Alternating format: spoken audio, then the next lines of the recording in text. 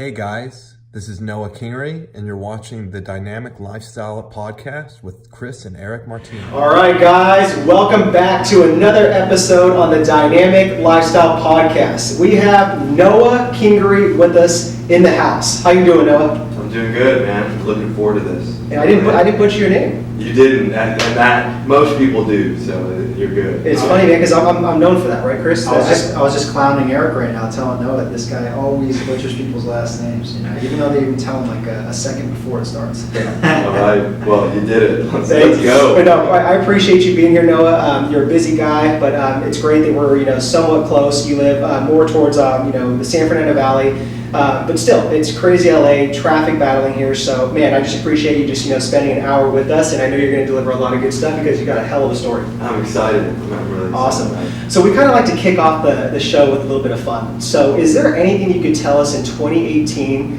that has just been out of this world, just funny that's happened to you? Funny, gosh, it's been a heavy year, 2018. Funny things that have happened.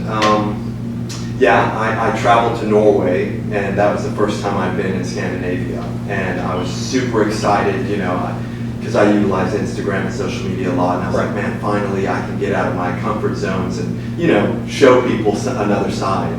I get there, we ended up working 20-hour days, and I literally spent one day out of the 7 that I got to see Oslo. That's it. So we literally couldn't see any of it, and I was so bummed because that's the first time I've ever been to Scandinavia or anything. Yeah. And you travel and you want to experience and all that, and so that I don't know if that's a funny story, but that just inspires me to get back there, and do that. Yeah. I think traveling is huge when it comes to perspective. Yeah, and that's a good point because first off, I've heard Oslo's beautiful. That's definitely on my bucket list, but that just it's a good point that you said that because sometimes even though we do travel somewhere, we're just in that mindset towards we just need to get shit done or just, we're just all business, right? With no pleasure, work hard, we don't play hard. Mm-hmm. So man, it's just one of those things that next time definitely soak it up and just do some exploring. Yeah, I've got to. Sorry, you're good. One thing I did want to say about that, you said about being all business, getting things done, being focused, but not really living. Yeah. You kind of existing, you're kind of going through that, and it takes that focus. You guys know it, but I think that it's crucial to find that balance for yourself. Yeah. To really refresh and reflect. Absolutely. 100%. Yeah. And you mentioned too that you were born in India. Yeah. Wow, that's Yeah. crazy. So, is that your mom or your dad? Or? Yeah, my parents both. My dad, he started mission work there, working with physically disabled 30 years ago. Wow. And, he met my mom. She wrote him a donation. My mom's from Dallas. Dad's from Virginia originally. She wrote him a donation. The rest was history. They started writing love letters back and forth, and ended up getting married. And then we were all born there, me and my 2 sisters. Nice. And I will say that's a third world country. Any third world country, and the traveling and just living and being brought up in that environment, it really opens up the perspective. Right. Yeah. Of just seeing the world. I try to tell people all the time, budget and travel. And you don't need to travel and spend, in places that are all luxurious. Get into the dirt. Yeah. Because it will change your life on how you see life. Yeah. So how many years did you grow up there in India? That was almost 14 years. 14 years. Yeah, we were born and raised there.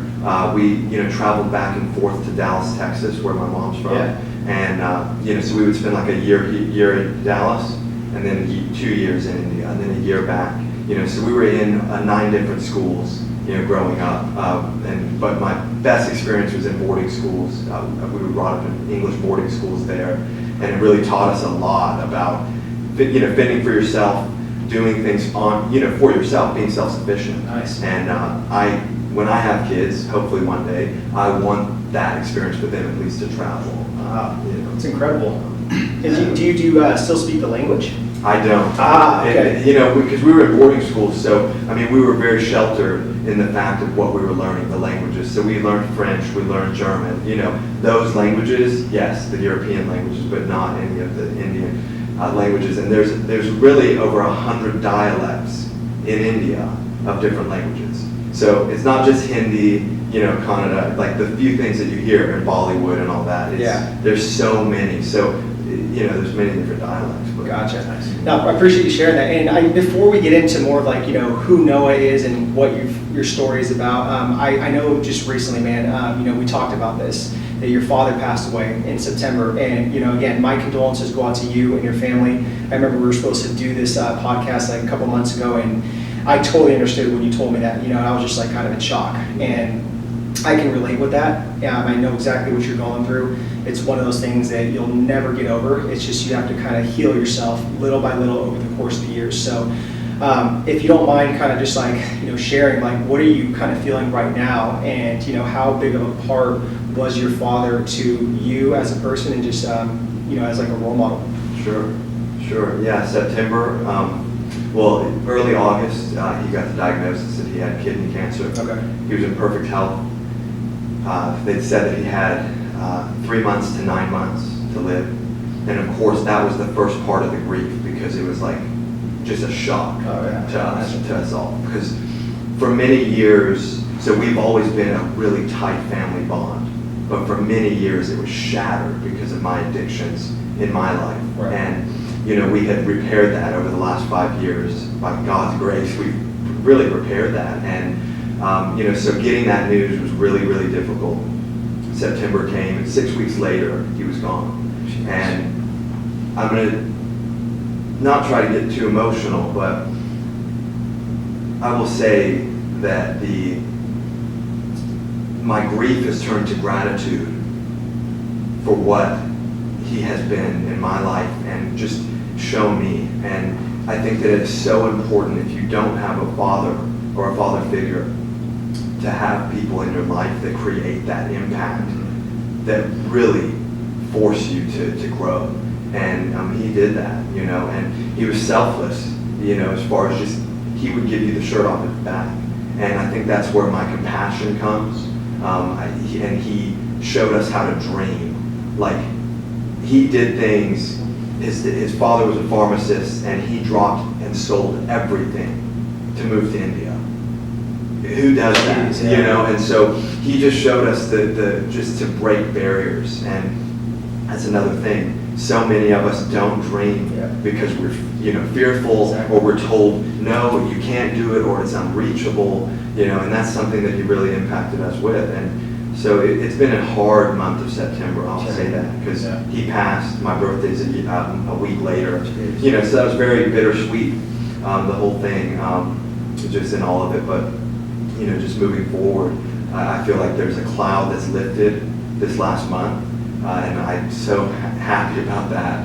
And it'll be a hard holidays. But we're, as a family, we're so united, and we've been united through this whole process. And this is no disrespect to any families that are broken right now, but I'm so grateful that we were not fighting through the process. If this had happened 5 years ago, I would be living with a regret in my life right now that I don't know how I would come back from that. And, just with my past of things, and just the repairs that have been made. Man, that's powerful. And I think that's just really very courageous of you to say that you're grateful. And, how old are you right now? I'm 31. Okay, so you had 31 years of your father. For me, I only had 17 years. So, and I lost him in a blink of an eye, 3 days before Christmas in a car accident. So I didn't have any time to say goodbye, and that still just eats me up until today. So, no loss is going to be easy, even if your father was given 6 weeks, but, at least, like you said, you guys didn't have to suffer, and, you guys wished him off. Now you guys can celebrate his life, and you can keep going forward, living your legacy and making him proud. Sure. Yeah, absolutely. And I'm sorry you went through that. Thank you. My mom lost her brother the day before graduation in a motorcycle accident. So, she's lost her brother. I asked her, I said, is it harder to lose someone without knowing, like, on sudden, or is it harder to know how long they have? And those were I've never had a conversation with anyone that knows that they have 6 weeks to live. Yeah. So it makes your time even that much more intentional. Yeah. But how about those that, you lose unexpectedly? Yeah, I always wondered that too, that same scenario. I'm like, geez, like, it's tough. Yeah, it is.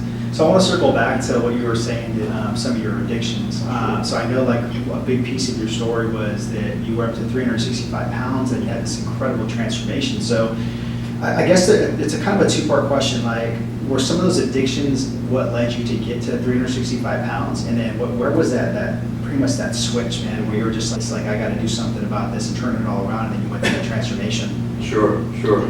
The story is very, very deep and very long, so I'll give somewhat of the cliff notes. But I've always been an all or nothing type of person, addictive personality, if you want to call it. Okay. And that is it's a double-edged sword, because if you're all or nothing, it's amazing the things that you can get done, amazing what you can accomplish. But on the other end, if you're pouring your all or nothing into things that are destructive, you go the opposite way. And so when I walked away from soccer, this is 2007, I walked away from soccer, for a relationship. It didn't work out. It was a high school love, if you want to call it. That really led me to the start of my addictions. And, I was in the best shape of my life. But I had walked away from soccer, lost my scholarships, everything you could think of.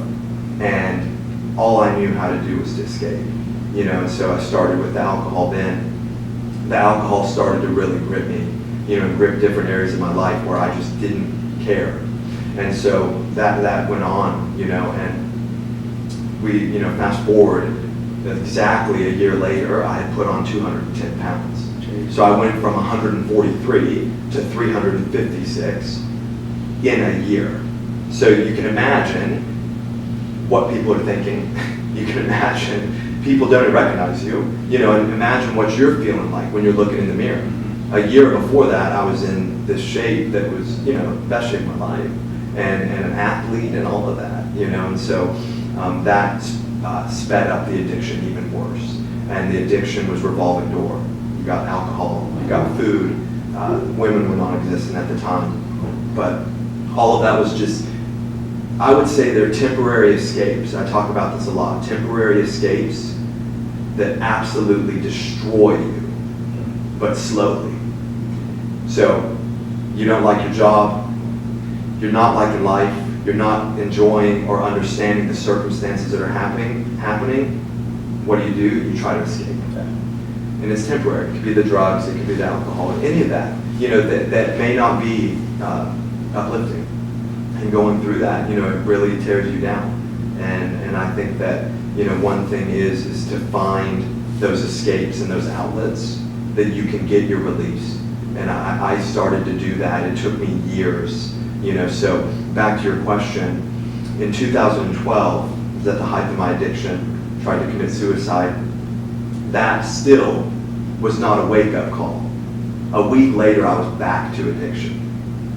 You have those moments where it's like a wake-up call. Yeah. And it's time for me to change. It's time for me to get through, and make those adjustments. And you're excited and you're inspired and you have a fire under you. But the minute that fire goes away, you're back to where you were. So 2013, the addictions came back, and so I went from that. In 2014, I ended up losing everything, financially, just everything. And that really brought me to my knees. I can't tell you why that was the moment. And I'm sorry, this was Jan 7th, 2013 that this happened. And I just said, if I don't change now, I will never, ever change. And I had to. I was either going to kill myself or kill somebody else. And my family, everything was broken, everything. And I couldn't keep living that way. So that really led me to that. At that moment, Jan 7th, I stopped the drinking. The drinking came with the binge eating, all of it. And I just fought. And, a year and a half later, I'd lost 190 pounds. And, I'm here today, maintaining more or less, where I've been, and I'll never go back. Yeah. That pain and that disdain that I have for that life that I once lived, I will never go back. Yeah. And I tell people that all the time. If you have something that you want to break, like an addiction, or you want to really create change, build an incredible disdain for that feeling of waking up the next day hungover, or waking up the next day beating yourself up because of the choices that you made the night before. Build that disdain that you can't, that you hate. In my opinion, I believe that can fuel change. And then build up pleasure to how good it feels to make those choices that are optimal for your life. Yeah. That's powerful. I was going to follow up and ask you a question too. Like, what do you tell somebody that's going through that? You pretty much just answered that. And I was just really like kind of thinking like how your parents were feeling when you were going through this, because you said that you guys kind of just grew up in this great life, and you just had this spiral where you just got addicted to alcohol and just food, and you then led to obesity. So. I mean, yeah, it's a crazy story, man. But just the fact that you battled through it, you never gave up, and like you said, you're here today. And there's probably still little barriers, still little demons that haunt you. No matter what is going to happen. So what do you do in that situation when you know that sometimes you're going to look in the mirror and be like, this is the old version of me. Beat yourself up, shame yourself, kill yourself. What do you do in that situation? I have to remember that these habits, like we build these like habits over time, Right. and a lot of times they're very, very difficult to break. Mm-hmm. And a lot of people, and including myself, you go through years of these habits that are holding you down, and you expect things to change like that. Yeah. And rarely that's the case, so I mean, I'm constantly, pushing this, you can call it preaching, I don't care, but it's failing forward. Yeah. You have got to fail forward. I'm not going to make the right decisions. There's going to be times that I still emotionally eat. Yeah. There's going to be times, never will I drink again, but there's going to be times that you make those decisions that you're really not proud of. But what are you going to do? Beat yourself up and let that spiral another day, another week? Exactly. I say, you've got 1 hour that you messed up, whether it's with your eating, whether it's with your choice, you've still got 23 hours. Yeah.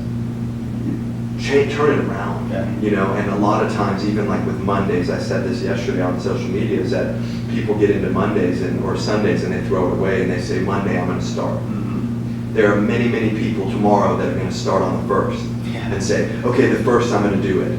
They get halfway through Thursday, I promise you they've fallen on their face and they're already saying to themselves, Monday I'll start. Yeah. Monday I'll restart. That Monday's never going to come. There's never going to be the right time. No, there's not. And I say that with full conviction in my heart because it really is the truth. People are looking for a perfect scenario. Yeah. And I believe that if you can persevere and make changes through the worst of scenarios on a Wednesday after your dad passed, on a Thursday after your girlfriend left you, if you can make those changes and persevere through those times, how about when the times are good? Yeah. Exactly. I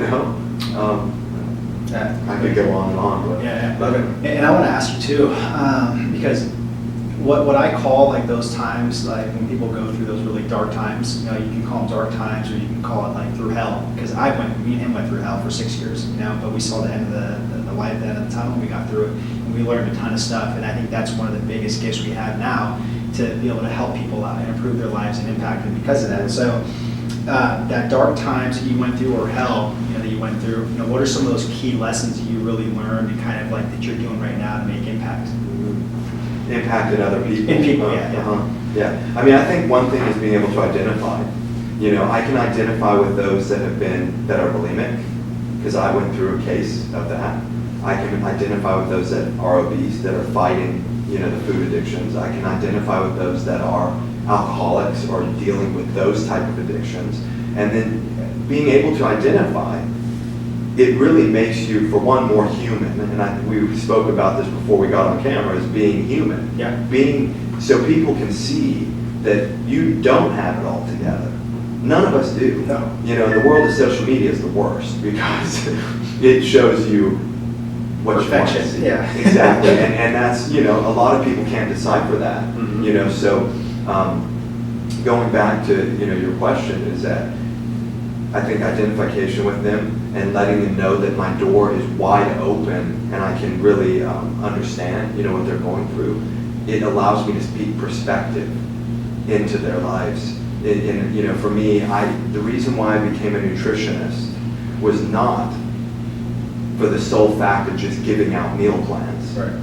Yes, I knew that the nutrition, it was 85% of my transformation, and I believe that to be true in most cases, but it was really to utilize it as a vehicle to optimal health, emotionally, physically.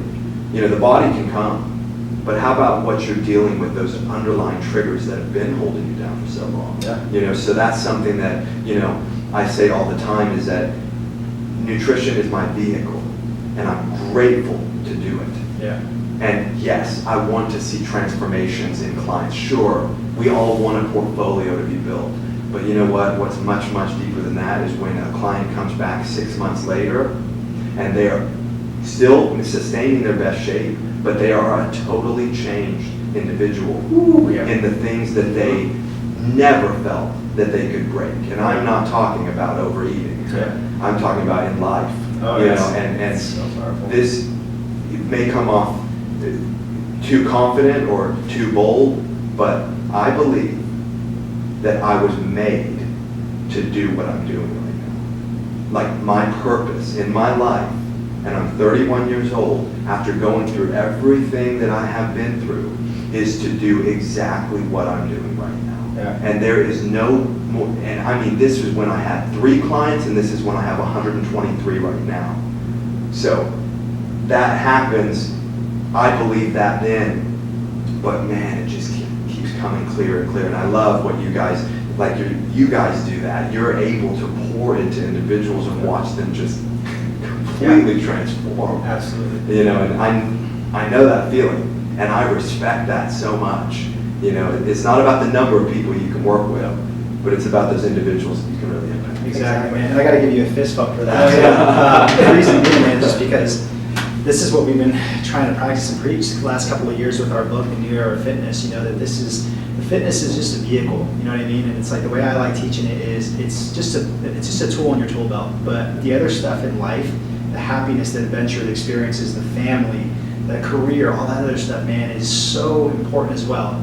People put fitness on a pedestal and body image too much, and they forget about those tool belt. And I think we're all really chasing happiness, in life, and they think fitness is going to make them ultimately happy, but it's just a vehicle, like you said. It's just a part of it, man. So that really resonated with me, so I appreciate that. Yeah, and even like you said, about when the client comes back 6 months and just they're a completely different person. That's what gives me the most gratification. It's just, Eric, you didn't get me in tip-top shape. You didn't get me in a bikini. You changed my life. You impacted my life. I am completely different. I see the world different. It's just like, holy.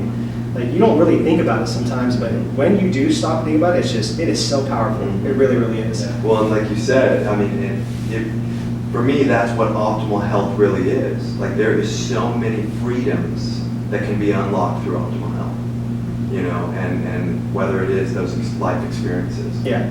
There's so many experiences that I was sick and tired of not being able to do, of constantly saying, okay, maybe next year, maybe next summer, maybe this or that.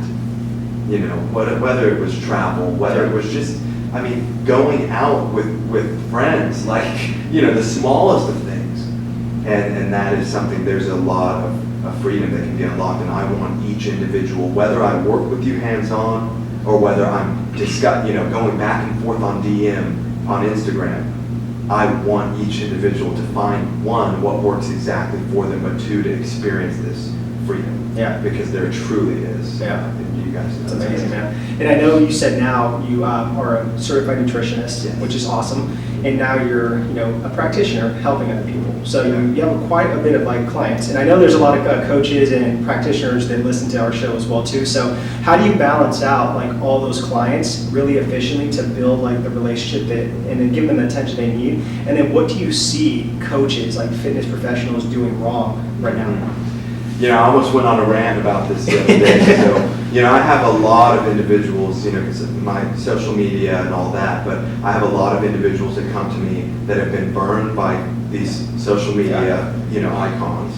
especially in the weight loss. I'm not even talking about the fitness community, because that's a whole nother ballgame. I call them Instagram registered dietitians. There you are. Yeah, exactly. And everybody has a plan. Everybody's selling something, and that's no knock to anybody that's doing their grind. For me, what I've said to myself is that I will always be able to look at my whiteboard that has every client that I'm working with and know three things. One, exactly where they are emotionally. Two, exactly where they are with their nutrition. And three, hands-on at all times. And when I mean all times, I'm not talking about a weekly email check-in. I'm not talking about, well, hit me up and I'll get back to you in 24 hours. No, I'm talking about hands-on, on the go. And this does not just have to do with nutrition guidance when they're out, because I want to show them how to win outside of their plan. Right. Win outside of that structure.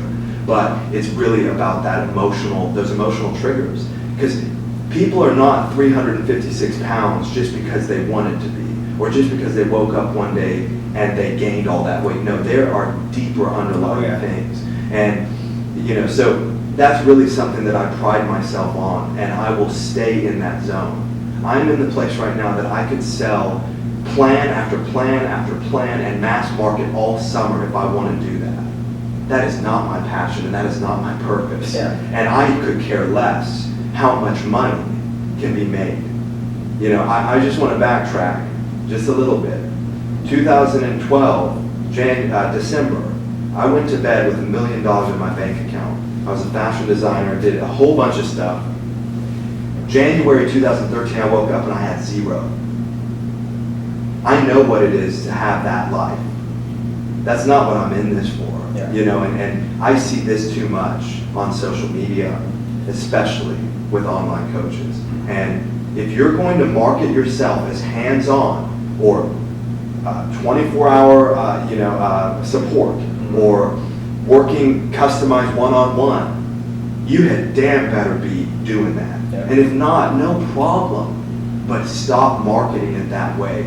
And the sad part is that I want to say this to those who I have rapport with, because I hate that. Because the thing is this, when clients come to me, they see the social media and they say, there's no way he's working with me hands-on, because you're lumped up in that, and I'm sure you guys get that as well. And I hate being grouped up in that. Not only does it take away from my business, but it takes away from the impact that I can create in other individuals. So I just think that, the world of social media and all that is crazy. You're going to grind and do whatever you want to do, but if it's a blueprint that fits 1,000 people, which there is no such thing, but if it is a quote-unquote cookie-cutter thing, just market it that way. It's all good. We know that, and not to say your plans don't work, but I promise you they will never, ever touch on the deeper issues, especially when it comes to the fine details of working hands-on with individuals. Exactly. And I just want to add a real quick comment to that, because I think you're spot on with that. I think that people don't gain the weight, like you said, just out of spite. There's a really huge underlying reason why. There's always something that's going on emotionally and from the past. So it's our job as practitioners to, break those barriers down, peel back those layers, those. Thank you so much for watching this first part of the interview with Noah Kingery. Sorry about the technical difficulties, but please check out the full episode on iTunes or SoundCloud by clicking the link in the description box. Once again, sorry about this, and thank you so much for your support.